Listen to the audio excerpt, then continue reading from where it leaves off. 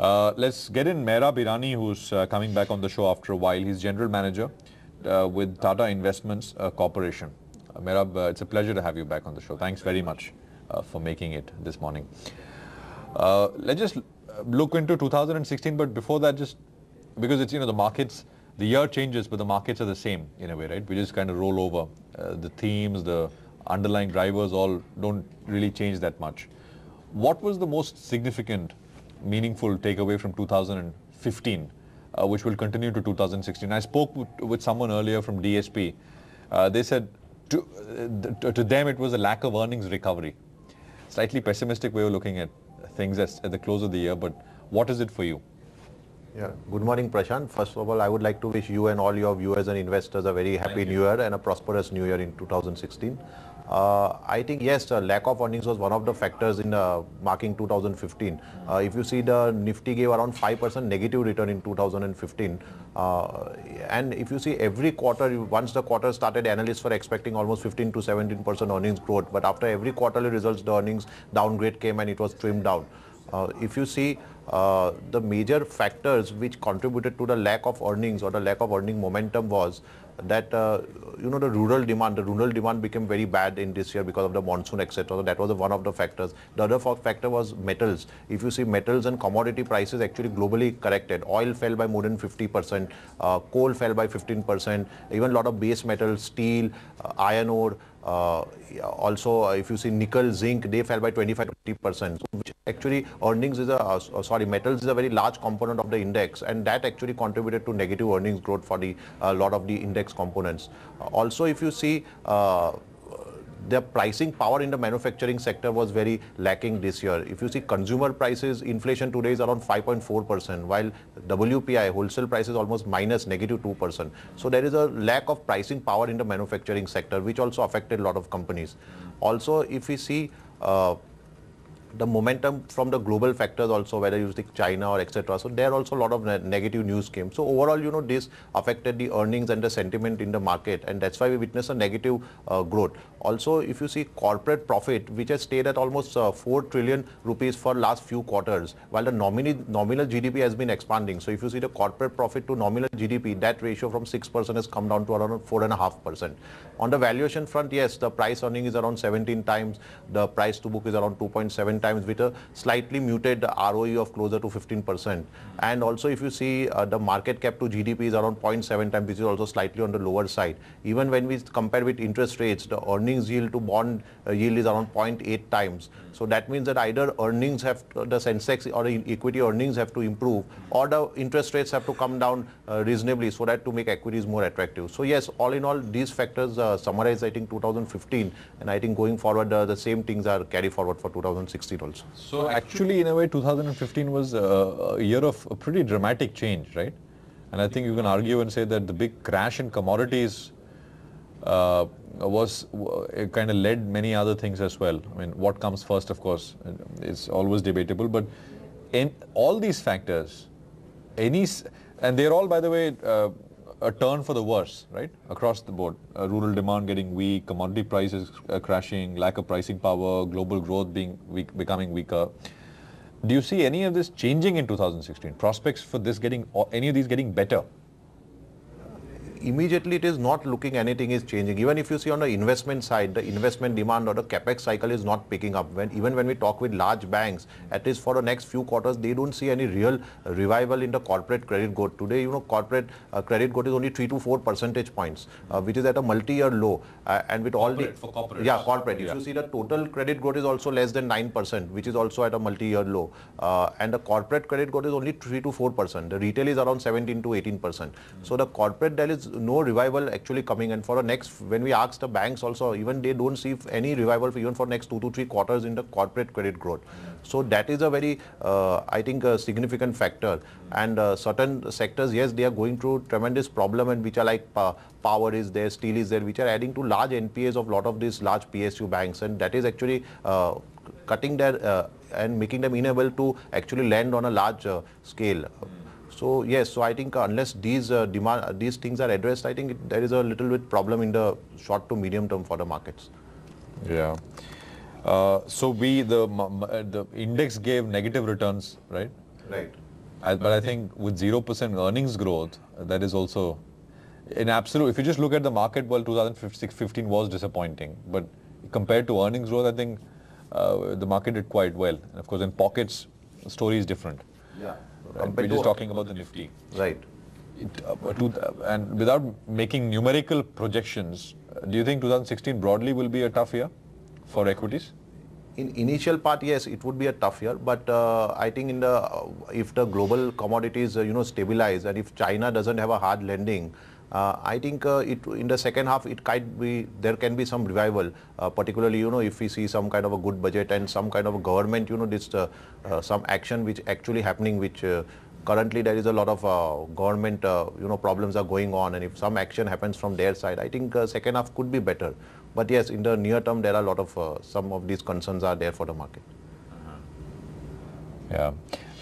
What can, you said the budget, the government action, what can be done really, I mean, about the situation, you think, and should be done? Yeah, I think we have been, I think all market participants and economists have been discussing for a long time. I think some of the bills, some of the pending things, GST and a lot of the other things, I think those things which are pending for some time, and when the government, I think, seriously wants to take something, I think if actually some action happens on that side, I think that would be one big boost for the economy.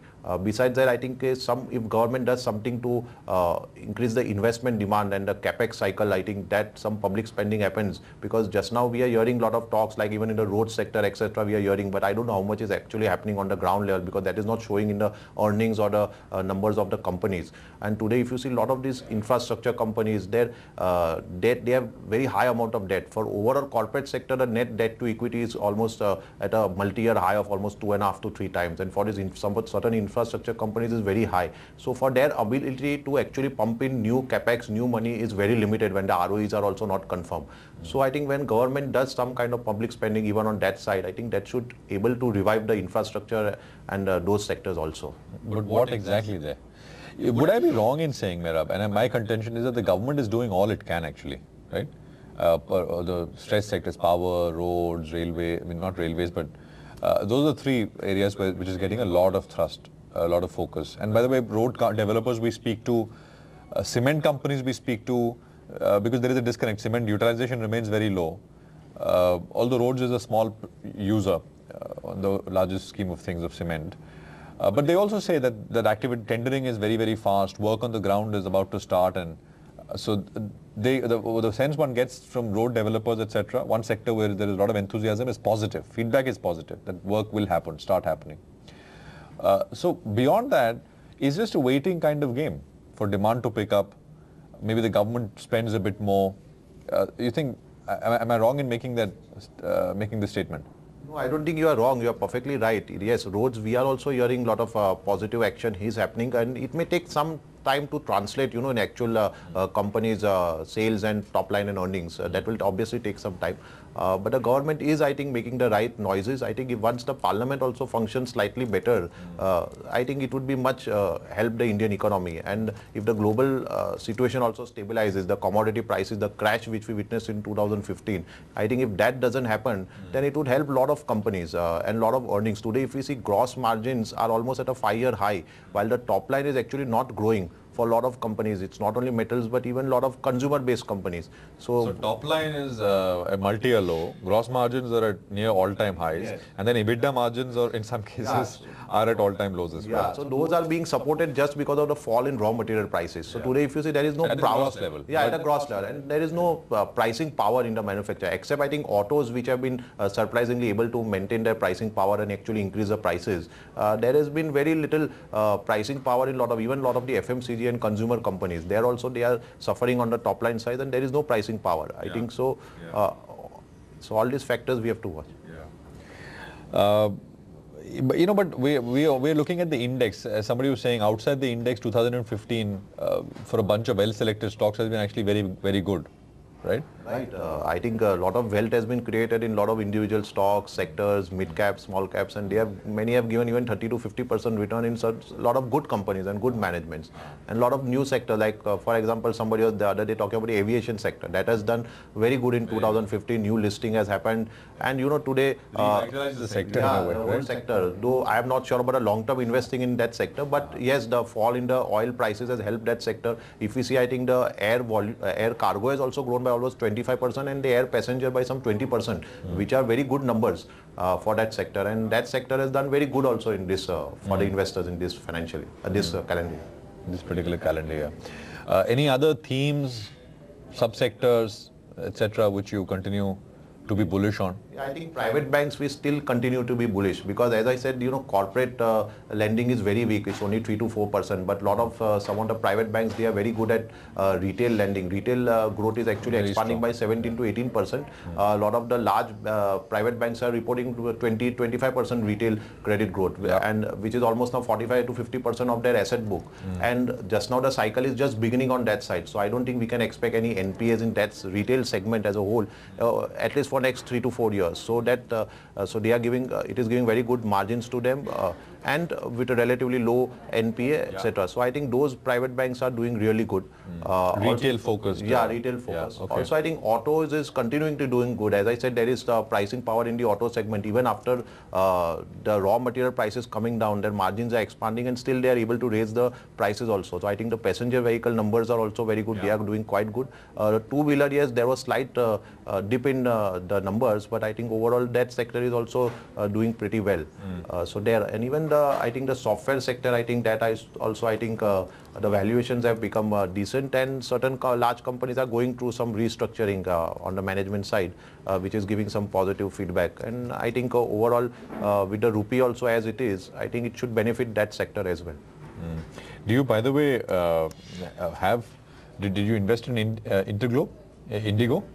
To go back to aviation, which you said you're unsure about sustainability.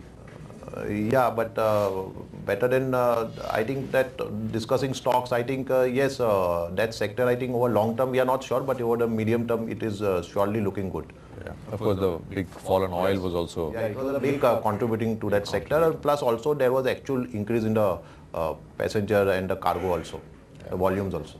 It's done well. I mean, it's really re-rated the entire SpiceJet. I think at the time of the first quarter, earnings was some 25 bucks. It's 70 now, and I think in fact, I remember 18 months back it used to be 12 rupees, and a lot of people used to discuss, that time whatever the political and other problems, whether the company will survive or not. Yeah. And today, from there it has totally turned around. Yeah. So private banks, autos, IT, right? Yeah. That you really like. Fair enough. Mehrab, thank you very much for coming in. Great conversation as always, and hope to see you early in 2016 back again. Thanks indeed. Thank you, Prashant.